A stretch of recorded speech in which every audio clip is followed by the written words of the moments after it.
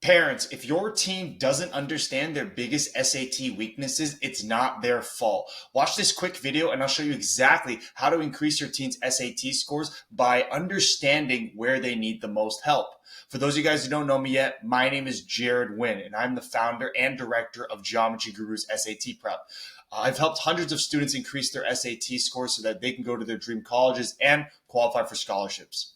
In every single video that I post, I give you guys one actionable tip to help your team increase their SAT score. With that being said, let's get straight into it, guys, okay? So if we take a look at one of my previous students' tests, we can see that this student right now is scoring about a 1300. Now, if you were to take a test on the College Board Blue Book, or if you were to take a regular SAT test, it would just tell you, hey, you're 7 out of 8 bars on advanced math, or maybe you're 6 out of 8 bars on geometry and trigonometry.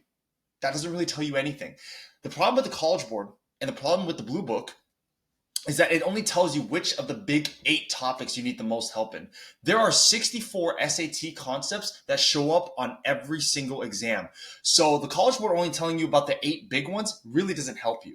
So what you need to do is you need to understand which of the 64 SAT concepts are you spending too much time on, and which of the 64 SAT concepts are you getting wrong consistently. That way, you can give yourself a step-by-step plan on what to study leading up to the exam. So if we take a look at this student's test, we can take a look at an overall view of where they need the most help. So if we take a look at this, we can see that expression of ideas for English is the weakest area for English. And for math, geometry and trigonometry is the weakest area for that as well.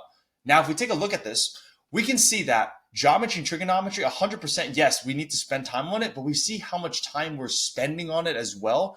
That's not really good, guys. We want to make sure that we're not spending so much time on geometry and trigonometry, because if we're spending so much time on geometry and trigonometry, we're not going to have time for the rest of the test. Okay, so this is obviously the first area that this student should get into. Okay, so what we need to do as well is we need to make sure that we dive deeper into these subtopics, okay, and see which of these subtopics of these 8 big topics. By the way, these are the same 8 big topics that are shown in the College Board Blue Book. But again, we want to get into even more detail. So if we take a look at geometry and trigonometry, we can see that our biggest areas of weakness right here are right triangle geometry and lines, angles, and triangles. These are the 2 types of problems that this student is missing. Now, if we take a look at this, we can see that, hey, we're also spending a lot of time on volume problems. So this is a secret SAT weakness. So if you take a look at just this graph, if you see that this student is getting 100% in volume, then you might be thinking, hey, this is not a weakness, this is a strength. However, when you take a look at the bigger picture, you can see that we're spending so much time on volume to get these correct. So if it takes you this long to get these problems right, is this still a strength? No. Now this is a weakness because you're spending so much time on it. And like this one right here is obvious, right? Like we're only getting incorrect 50%. We're only getting it correct 50% of the time. So yes, we need to make sure that we attack lines, angles, and triangles, because this is a classic weakness. Taking too much time on it to get it not correct. All right. And if we take a look at right triangle geometry right here, what this is telling me is we're spending not a whole lot of time on it, but we're getting it incorrect. This tells me that this particular student thinks they understand this problem. They think they understand it, but they're actually not, because they're confident. They're like, oh, I'm not going to spend too much time on this problem because I know it, and then they get it wrong.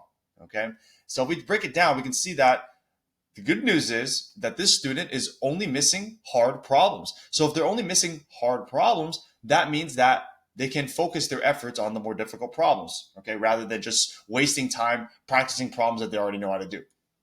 Now, if we take a look at, for the sake of completeness, let's go to expression and ideas. If we go to expression and ideas, all right, hey, we got to work most on transitions, spending too much time on it, and we're getting it wrong most of the time, okay? So rhetorical synthesis is okay. We're scoring 75% on that, but it can definitely be better. So probably for this particular concept, this big concept, we want to focus the most on transitions, all right, because that's our most glaring weakness. And for geometry and trigonometry, we want to make sure that we work the most on right triangle geometry, lines, angles, and triangles, but also volume, because we're spending a whole lot of time on it. All right.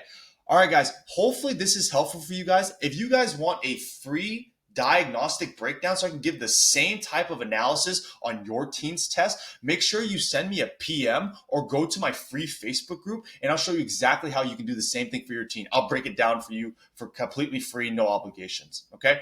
Have a great rest of your day. And again, I hope this was helpful.